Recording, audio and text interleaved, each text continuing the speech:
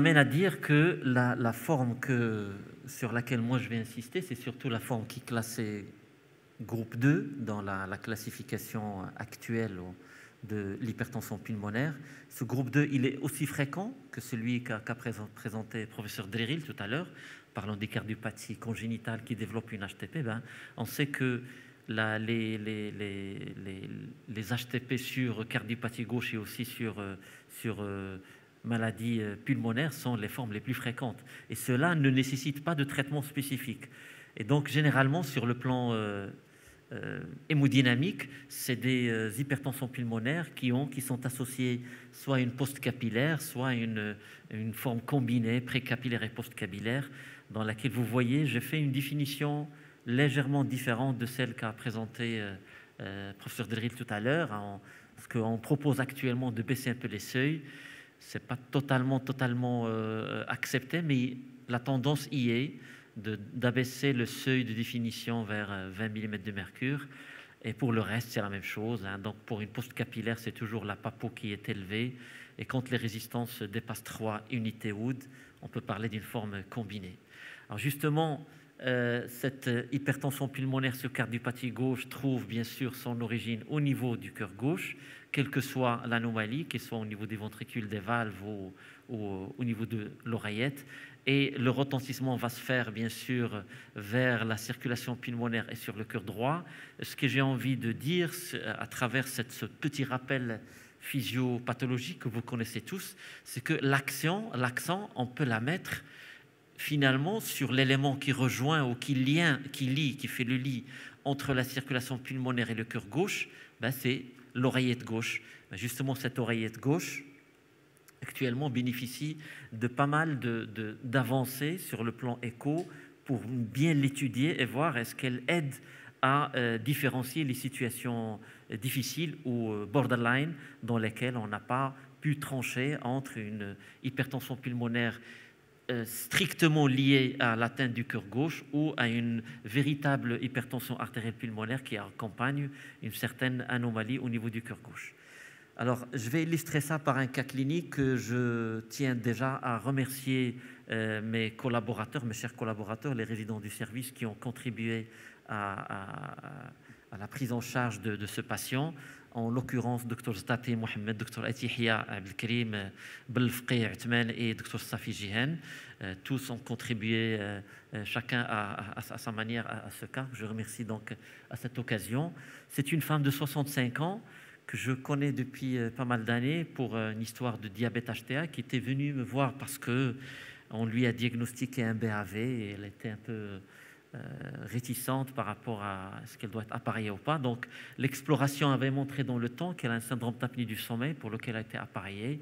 Elle va un peu mieux sur le plan fatigabilité, mais tout de même, elle a fini par avoir un pacemaker double chambre, heureusement IRM compatible dans le temps, parce que par la suite, on va lui découvrir il y a quelques années une sclérose en plaques débutante. Donc vous comprenez l'importance du suivi par des IRM récurrente. Et dernièrement, je la vois pour une fatigabilité de nouveau, avec une dyspnée stade 2, et la malade, elle a un pacemaker qui fonctionne bien, et n'a pas d'autres anomalies à l'examen. Le CG, il est normal, enfin plus ou moins normal. On peut dire qu'on n'a pas de grandes choses, peut-être légèrement, on peut douter sur une HVG, mais le Sokolov est normal, le Cornell un peu limite.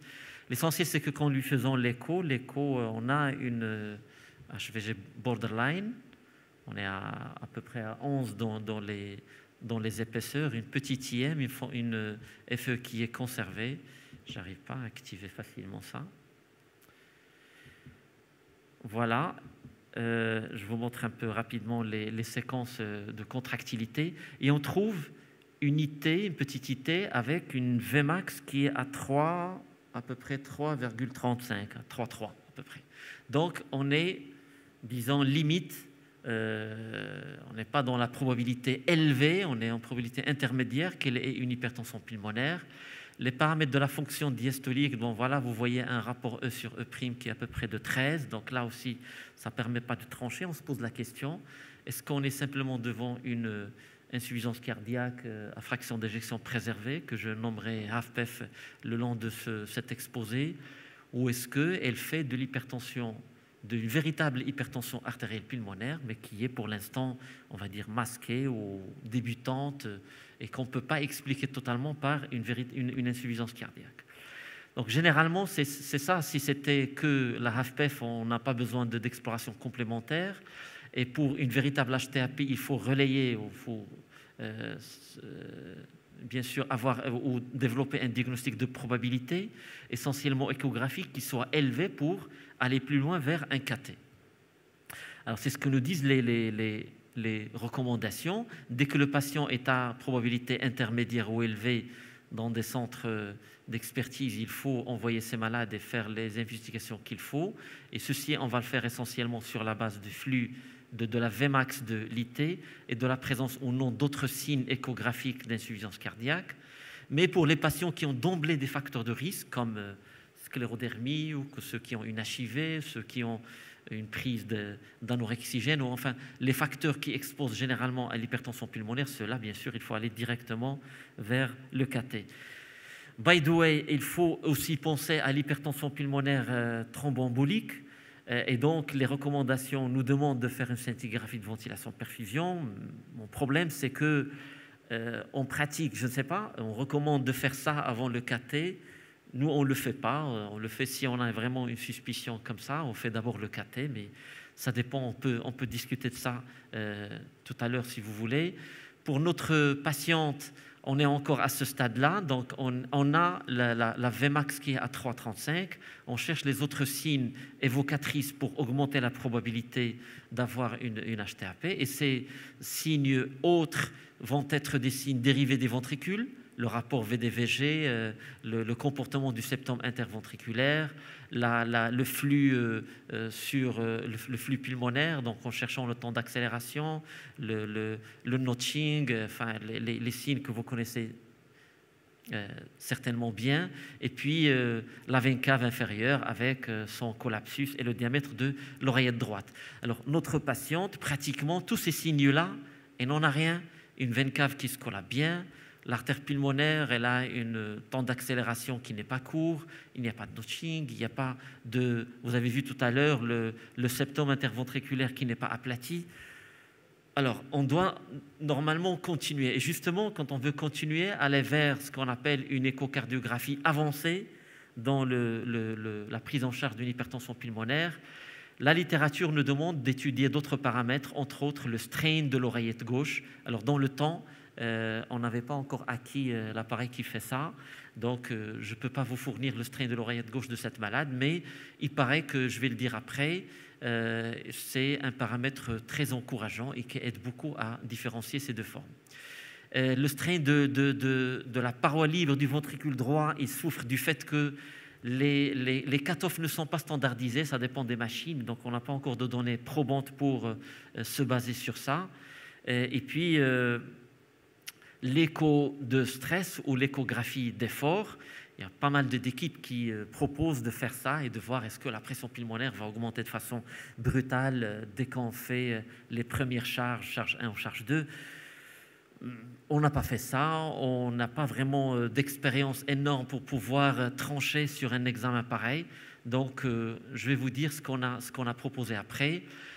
D'autres études proposent de faire un score très simple basé sur les éléments déjà qu'on a, le E sur E', la veine cave, le rapport VD sur VG et puis l'indice de sphéricité. Plus c'est important, plus on est plus probablement vers une hypertension pulmonaire précapillaire, ce qui n'est pas le cas bien sûr de notre patiente, mais quand même ce score est intéressant parce que ça nous évite d'aller vers de cathétérisme pour des patients qui n'en ont pas besoin. Dès qu'on voit des malades comme ça, comme on les voit sur ces images, un VD très dilaté, un septum vraiment aplati, c'est des cas qui forcément, ça doit être une précapillaire, pas besoin d'aller plus loin. Et donc si on a une explication groupe 3 ou autre ou 4, on s'arrête là. Si on n'a rien, dans ce cas-là, on est obligé de faire le KT. Alors la feuille de route qu'on a suivie pour ce cas, c'est comme ça. Identifier d'abord les phénotypes qui ne nécessitent pas d'aller plus loin et qui disent que cet HTP est forcément du groupe 2. Et puis faire une probabilité pré-test comme je viens de le mentionner. Et enfin, on termine par l'étude hémodynamique basée sur le KT. Alors, juste pour rappeler que les phénotypes classiques comme par exemple une valvulopathie, comme celle-là, ou un patient qui a une dilatation des oreillettes importante avec une HVG manifeste qui laisse penser à une... J'arrive pas à faire fonctionner ça. À une amylose cardiaque, ou les patients qui ont une cardiopathie ischémique avec... c'est difficile. Bon. Avec une fraction d'éjection altérée. C'est des formes, bien sûr, qui sont forcément un phénotype classique de l'hypertension pulmonaire du groupe 2. On ne va pas aller plus loin. Là, ça fonctionne. Alors, on passe à l'étape 2. L'étape 2, c'est celle que j'ai tirée du travail de Jean-Luc Vachéry, que vous connaissez, qui est un des pionniers dans le domaine de l'hypertension pulmonaire et qui a proposé cet article. Si on regarde notre patiente, si on voit son âge, les facteurs de risque, est-ce qu'elle a une FA ou pas, une anomalie structurelle cardiaque, est-ce qu'il y a de l'HVG, est-ce qu'il y a déjà une dilatation importante de l'oreillette gauche ou pas, on voit qu'elle est là, dans la probabilité intermédiaire, une HVG modérée, un ou deux facteurs de risque, elle a 63 ans. Et puis, il nous fallait bien sûr faire les échanges gazeux, et l'épreuve d'effort avec échanges gazeux et mesure de la pente VE sur VCO2, c'est ce qu'on a fait. Et on n'a pas fait d'écho d'effort parce que justement, encore une fois, l'écho d'effort, les données ne sont pas totalement corrélées à ceux qu'on obtient par KT. Et ce travail le prouve, ce qui ne nous a pas encouragé à le faire. Mais par contre, on a fait l'écho d'effort et ce diagramme de Wasserman avec les 9 diagrammes que vous connaissez nous permet d'étudier par exemple l'onde de pouls ou de mesurer essentiellement le volume respiratoire qu'il va falloir développer pour éliminer au moins 1 litre de CO2. Et vous voyez arriver à peu près à 9 minutes, la patiente mobilise 25 litres pour éliminer à peu près 800 ml de CO2, ce qui revient à pratiquement un rapport à peu près de 33, qui est au-delà de la normale, qui est moins de 30. Donc voilà un indice très important qui reflète qu'il y ait une altération de la compliance ou de la compliance plutôt il y a un mismatch entre la ventilation et la perfusion, et souvent c'est le cas quand il s'agit d'une insuffisance cardiaque. Donc on est à cette étape-là. Quand même, on n'a pas grandement avancé. On a fait tous les examens de routine, on a fait les échanges gazeux. On est quand même dans une probabilité intermédiaire. On doit faire le KT parce qu'on n'est ni dans la forme où on a une hypertension pulmonaire modérée mais avec une atteinte gauche dominante. On n'est pas non plus dans la forme où l'hypertension pulmonaire est sévère et l'atteinte cardiaque est limite. On est entre les deux. Alors on a préféré compléter par le KT. Et vous savez que dans le KT, on va relayer essentiellement sur la PAPO. Et la PAPO, vous savez que même si on suit la définition et on prend la PAPO en télé-expiratoire, on sait qu'on peut passer à côté de 30% de formes, de véritables formes de post-capillaire. Et donc, je passe sur ça. Je l'ai juste mentionné pour rappeler l'importance du strain de l'oreillette gauche, qui est un indice actuellement en vogue. Et quand on le rapporte à E sur E', ça a pratiquement la meilleure sensibilité et spécificité par rapport à tous les indices échographiques que je vous ai mentionnés tout à l'heure. Et donc, notre patiente est là, à cette étape.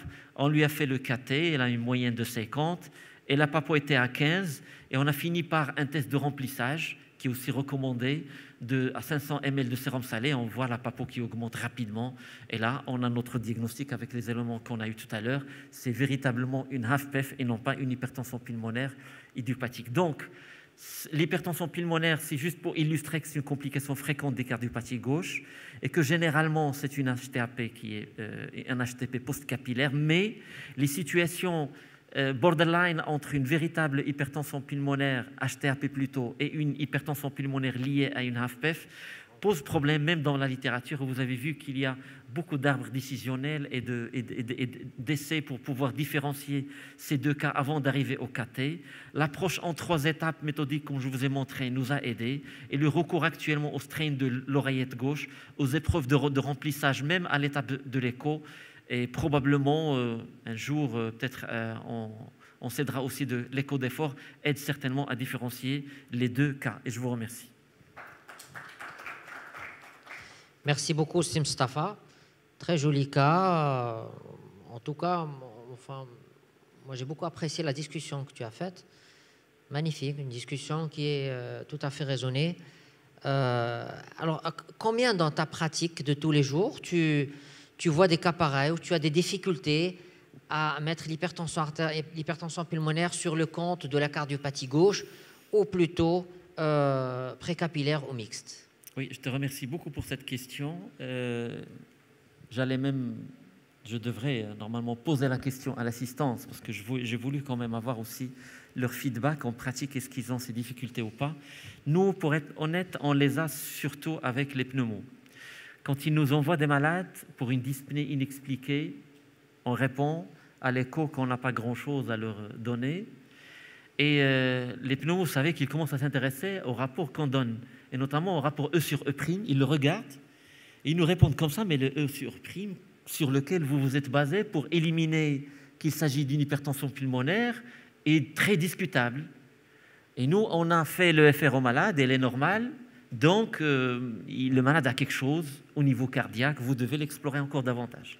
Donc voilà, j'ai eu cette discussion peut-être pas mal de fois, en tout cas avec un ami pneumo qui s'intéresse aussi énormément à l'hypertension pulmonaire, et on était toujours dans cette discussion. Et d'ailleurs, pour ne rien vous cacher, des fois quand je fais une présentation, c'est lui qui m'envoie des diapos en disant voilà, tel auteur a bien spécifié que le strain est important, il faut que la prochaine fois, quand tu me réponds, il faut que tu me donnes le strain de l'oreillette gauche. Donc vraiment, ce que je veux dire, qu'on commence à être vraiment tétillé, surtout par nos amis pneumos qui commencent à connaître bien ses limites et les limites de l'écho, et on est obligé d'être en avance, de connaître les paramètres qui sont actuellement en cours d'étude. Si je peux t'arrêter, oui. La plus grande partie des recommandations sur l'hypertension pulmonaire est faite par des pneumos. Oui. Et les cardios, ils sont juste invités. Pardon. Voilà, donc il faut qu'on arrive à travailler ensemble autour des dyspnées inexpliquées. Je veux dire, les choses qu'on arrive à rapidement classer, ça pose aucun problème.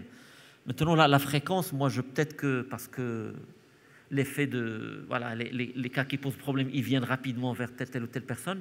Mais je ne sais pas pour mes amis ici présents, est-ce que c'est une situation qui revient chez eux assez fréquemment ou pas? Alors donc j'ai une remarque. La première remarque par rapport, j'étais un peu surpris que la pression... Nasser, s'il te plaît, brièvement, parce qu'il nous reste 2 minutes. D'accord. Pression pulmonaire moyenne était assez grande. Oui. Alors que oui, au KT, ce qui vraiment pose problème en matière d'évaluation de l'hypertension pulmonaire par l'écho. Donc finalement, moi j'étais toujours réticent par rapport aux pneumologues qui disent que l'écho ne sert à rien, mais parfois on est effectivement surpris par cette discordance.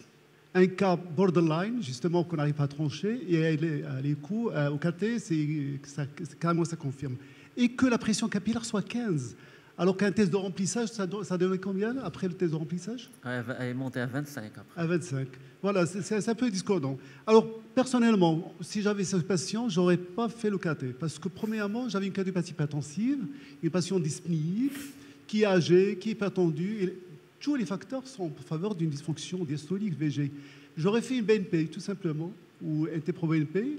Et s'il est augmenté, moi, je traiterais, parce que sans faire le diagnostic de l'hypertension sur cardiopathie gauche, je pense qu'il n'y avait pas réellement un problème de est-ce que c'est une HTAP ou c'est une HTP.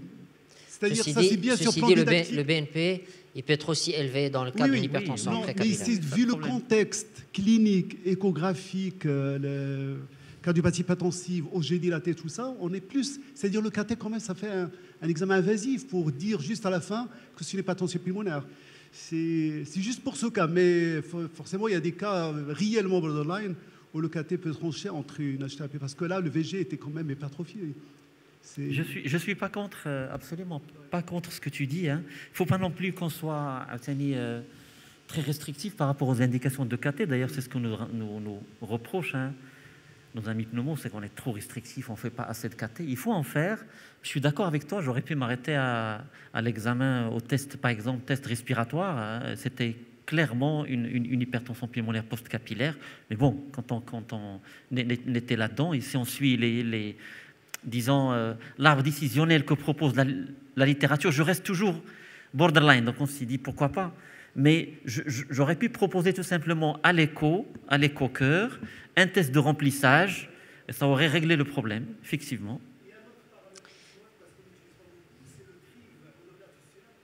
Speed.